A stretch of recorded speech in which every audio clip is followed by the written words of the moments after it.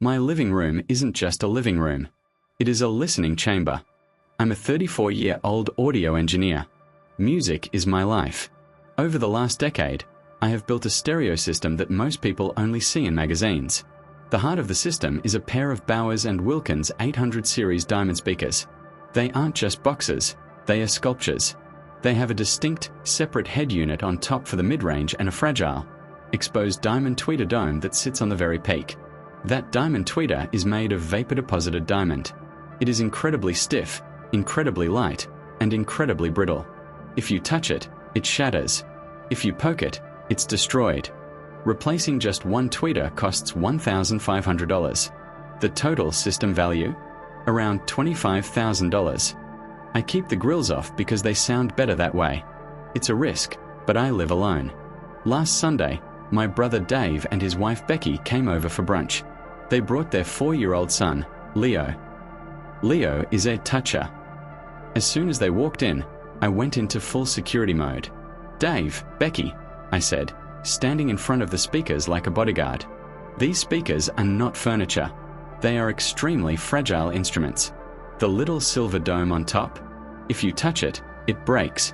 Please, keep Leo away from them. "We know, OP," Becky sighed, rolling her eyes. "You say it every time. Leo knows not to touch. He's a good listener." I wasn't convinced. I moved the coffee table to create a physical barrier. I put on some soft jazz at a low volume. We were eating quiche in the adjacent dining area.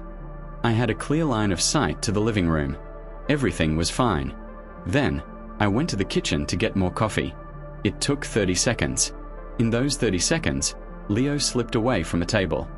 I walked back out with the coffee pot. I looked toward the living room. My heart stopped beating.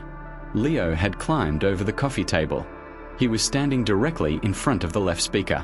His face was inches away from the yellow Kevlar mid-range driver. But his index finger was hovering right over the diamond tweeter. "Leo, no." I screamed. I dropped the coffee pot. It shattered on the tile, splashing hot coffee onto my legs, but I didn't feel it.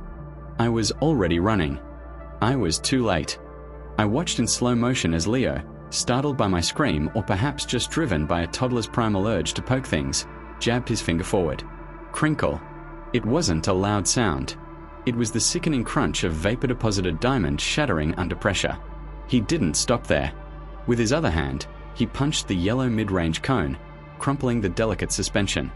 I reached him and pulled him away, trembling. I looked at the tweeter. The beautiful, silver dome was gone. In its place was a jagged, caved-in crater. It popped. Leo giggled, looking at me with innocent eyes. Becky ran in. "Why are you screaming at my son?" I pointed at the speaker. I couldn't speak. I just pointed at the $8,000 ruin of my passion. And I knew, looking at Becky's annoyed face, that she had absolutely no idea what it popped actually meant for my bank account. I fell to my knees in front of the speaker. It was worse than I thought. The diamond dome wasn't just dented, it was pulverized. The vapor-deposited diamond, one of the hardest materials on Earth, had shattered into a million glittering shards inside the magnet assembly. The yellow FST mid-range cone, the one that provides those luscious vocals I love, was punched in. The cone was crinkled like a used napkin. Leo had effectively turned a world-class instrument into a very expensive paperweight. He was just curious. Becky yelled, scooping Leo up. "They look like buttons." Of course he wanted to press them. "Why do you have such tempting things right at toddler height?" I moved the table. I shouted, pointing at the barricade. He climbed over it. "Becky, look at this. The tweeter is gone. The cone is destroyed." "So," she scoffed, "it's a speaker. Does it still make noise?" "It makes noise," I said, trembling. "It doesn't make music. The distortion will be unbearable. The frequency response is ruined. You don't understand. This isn't something you can fix with tape." "You are being so dramatic," she huffed. "It's just a stereo. Honestly, you care more about your little sound system than your own nephew. You scared him half to death screaming like a maniac. He destroyed $8,000 of equipment." I roared. "The tweeter alone is $1,500 to replace. The mid-range driver is another 1,000. And he damaged the cabinet. Becky's eyes went wide. Then she laughed. A loud, mocking laugh. 8,000? 4 speakers? She shook her head. Up, stop lying. Nobody pays that for speakers. You're just trying to make me feel bad because you're a hoarder. I have the receipts. I yelled. I have the insurance appraisal. Well, you got ripped off, she stated confidently. Look, if you're going to cry about it, we'll replace them. We'll go to Best Buy right now. I saw a nice Bluetooth speaker there for like $100. It sounds just fine. Better, probably, because it doesn't have breakable glass buttons. Ich zerrte her. The insult was so profound I almost couldn't process it. She was suggesting replacing a Bowers & Wilkins 800 series with a portable Bluetooth speaker. Get out, I whispered. What? Get out of my house, I said, standing up. Take your husband, take your son, and get out. You are banned. You are never allowed in this room again. Dave, my brother, finally walked in from the patio. Whoa, what's going on? Your son destroyed my speakers, I said, pointing to the ruin. And your wife thinks a JBL Flip is a suitable replacement. It was an accident, Dave. Becky cried, playing the victim immediately. He yelled at Leo. He's kicking us out. Dave looked at the speaker. He saw the crushed dome. He winced. He knew. We should go, Dave said quietly, grabbing Becky's arm. No. Becky pulled away. He needs to apologize to Leo first. He traumatized him. I'm going to sue you, I said, looking Becky dead in the eye. If you don't pay for the repairs, I am taking you to court. Sue family. Becky shrieked. You're disgusting. Come on, Dave. Let's leave him with his broken toys. She stomped out. Dave followed, looking apologetic but too weak to stand up to her. I slammed the door behind them and locked it. I went back to the living room. I sat in my listening chair. The silence was deafening. I looked at the shattered diamond dust on the floor. She thought they were broken toys. She thought I was ripped off. I pulled out my phone. I didn't call Best Buy. I called the Bowers & Wilkins Authorized Service Center. I needed a quote. A very, very expensive quote.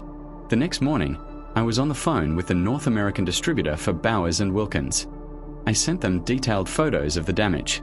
The reply came back within an hour. It was grim. Because the diamond tweeter assembly is calibrated at the factory, you can't just screw on a new one. The entire head unit needed to be replaced to ensure phase alignment. And the mid-range driver?